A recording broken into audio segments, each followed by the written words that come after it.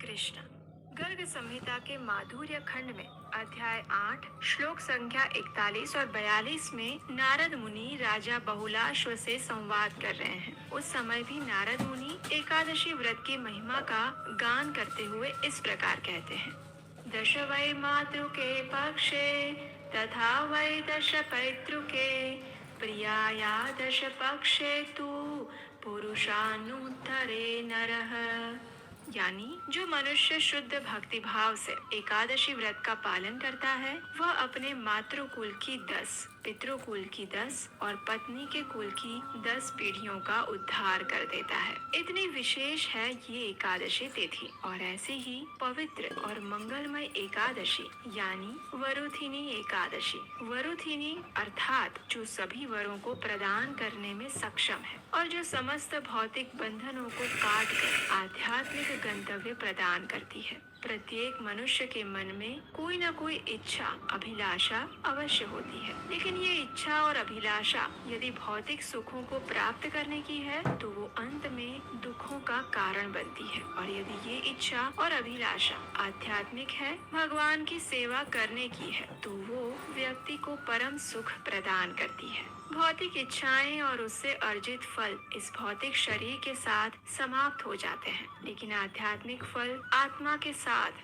सदैव रहते हैं, क्योंकि आत्मा अविनाशी और अमर है। तो आइए हमें समस्त आध्यात्मिक फल प्रदान करने वाली इस वरुथिनी एकादशी की पौराणिक व्रत कथा का श्रवण करते हैं। इसके विषय में कहा गया है कि जो भी व्यक्ति पूर्ण भक्ति भाव से और एकाग्र चित्त होकर इस संपूर्ण कथा का श्रवण करता है उसे भी वरुथिनी एकादशी का पालन करने का फल मिलता है। तो आइए आरंभ करते हैं। आज आपको इतिहास के काल यंत्र की सवारी कराते हुए लेकर चलेंगे द्वापर युग में, जब भगवान श्री कृष्ण ने इस धरती पर अवतार धारण किया था। अब आप तो जानते ही हैं कि भगवान स्वयं जब भी अवतार धारण करके इस पृथ्वी पर आते हैं तो कभी भी अकेले नहीं आते। उनके साथ हमेशा उनके पार्षद यानी उनके भक्त रहते हैं। तो बस उस समय उनके साथ 5 पांडवों के रूप में उनके पार्षद भी थे। पांचों पांडवों में सबसे ज्येष्ठ हैं युधिष्ठिर महाराज।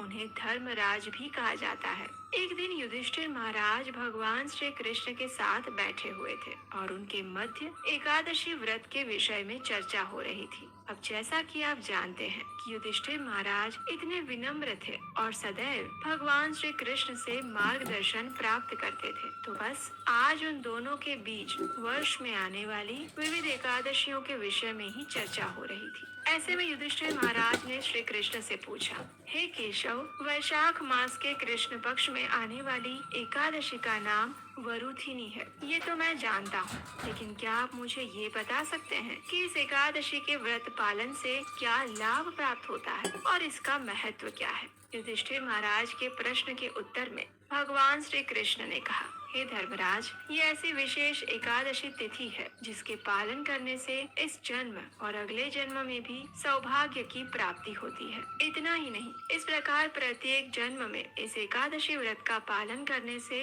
व्यक्ति वास्तविक गंतव्य को प्राप्त करते हुए इस जन्म मृत्यु के चक्र से हमेशा के लिए मुक्त हो जाता है और आध्यात्मिक लोक को प्राप्त करता है। ये कहकर भगवान श्री कृष्ण ने आगे कहा, ये वही एकादशी है जिसके पालन करने से महान राजा मांधाता को मुक्ति मिली थी। एक समय की बात है जब इक्ष्वाकु वंश के महान राजा त्रिशंकु थे। उनके पुत्र का नाम था धुंधुमार। राजा धुंधुमार अत्यंत पराक्रमी, तेजस्वी और भगवान के भक्त थे, लेकिन एक दिन उन्हें शिव जी का श्राप मिला। अब शिव जी तो वैसे भी आशुतोष हैं और अत्यंत दयालु भी, लेकिन राजा धुंधुमार को शिव जी द्वारा श्राप प्राप्त हुआ और उसके कारण उन्हें कुष्ठ रोग हो गया। हम सब जानते हैं कि कुष्ठ रोग कितना भयंकर होता है और वो आसानी से ठीक भी नहीं होता। लेकिन जैसे ही राजा धुंधुमार को वरुथिनी एकादशी के महात्म्य के विषय में ज्ञात हुआ, उन्होंने इस वरुथिनी एकादशी का नियम पूर्वक पालन किया। और आपको जानकर आश्चर्य होगा कि वरुथिनी एकादशी व्रत का पालन करने से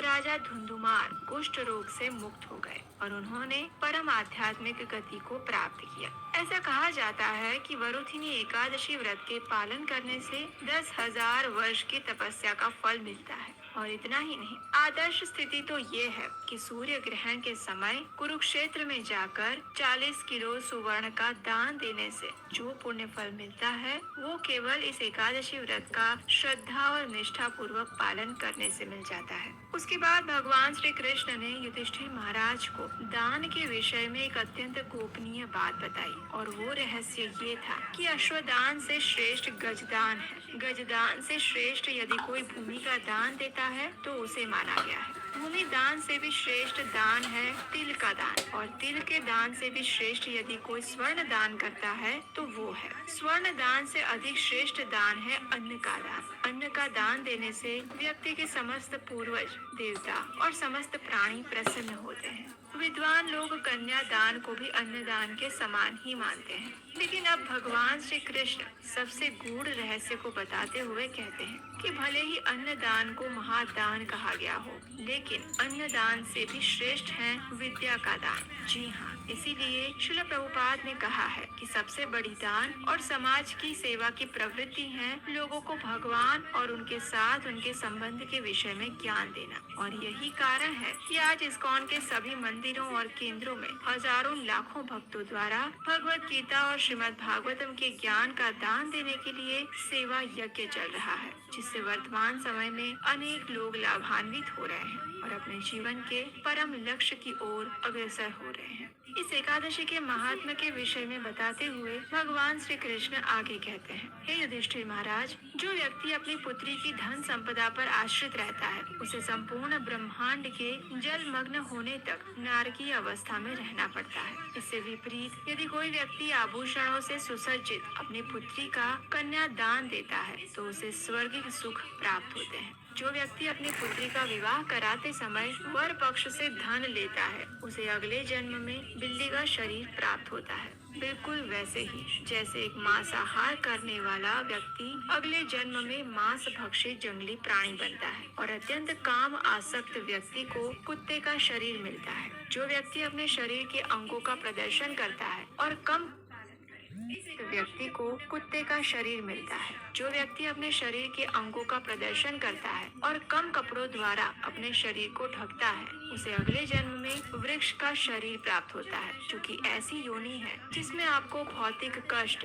हजारों करोड़ों वर्षों तक भुगतने पड़ते हैं। भगवान ने आगे बताते हुए कहा, लेकिन उसके विपरीत जो व्यक्ति अपनी कन्या को आभूषणों से सुसज्जित होकर विवाह के समय अपनी कन्या का दान देता है उससे जो फल प्राप्त होता है वह स्वर्ग लोक में यमराज के मुख्य सचिव चित्रगुप्त भी वर्णन नहीं कर सकते। और यही फल वरुधिनी एकादशी व्रत का पालन करने वाले व्यक्ति को प्राप्त हो जाता है। अब भगवान श्री कृष्ण वरुधिनी एकादशी व्रत पालन में कुछ वर्जित चीजों के बारे में बताते हैं, जैसे कि कांसे के बर्तन में भोजन ना करना, मसूर की दाल, हरी सब्जियां, मटर का सेवन ना करना, अभक्तों के हाथों से बना हुआ भोजन ना करना, दशमी और एकादशी के दिन शारीरिक संबंध से दूर रहना और ब्रह्मचर्य का पालन करना, झूठ ना बोलना, प्रजल्प से दूर रहना और किसी की निंदा ना करना। और भगवान श्री कृष्ण स्वयं अंत में इस बात का विश्वास दिलाते हैं कि जो भी व्यक्ति इस प्रकार निष्ठा और नियम पूर्वक एकादशी व्रत का पालन करता है